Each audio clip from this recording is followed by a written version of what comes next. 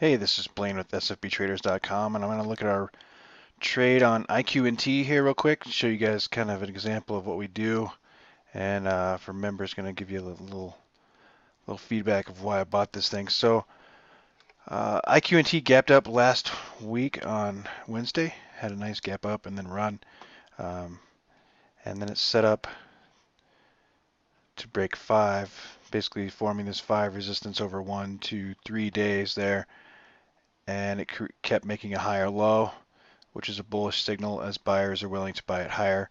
And then eventually when those buyers take out this resistance line, that supply level, if you will, then it's bound to pop. And sure enough, it went from 5 to 550. So we bought right as it was breaking through 5 this morning in their trading room and rode this thing up.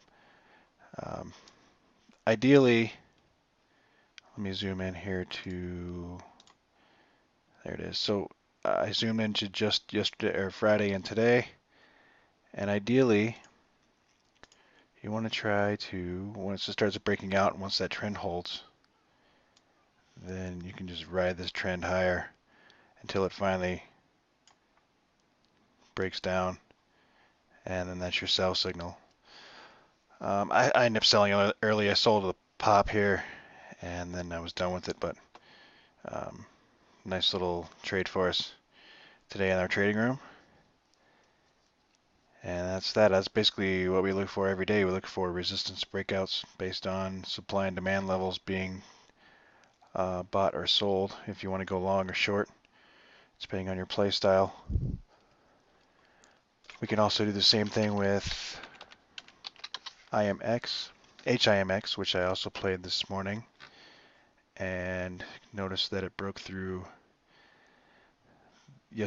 Friday's high, and then if we zoom out again on the 2-month chart, it broke through those highs of 660 and then continued higher this morning towards 7. This was exactly what I was showing on our watch list last night on the breakout and continue higher towards 7. Sure enough, if we zoom back in to just today, so I bought it right in the morning. I bought it on 670 and then sold the rest up towards 7. So another great trade for us today.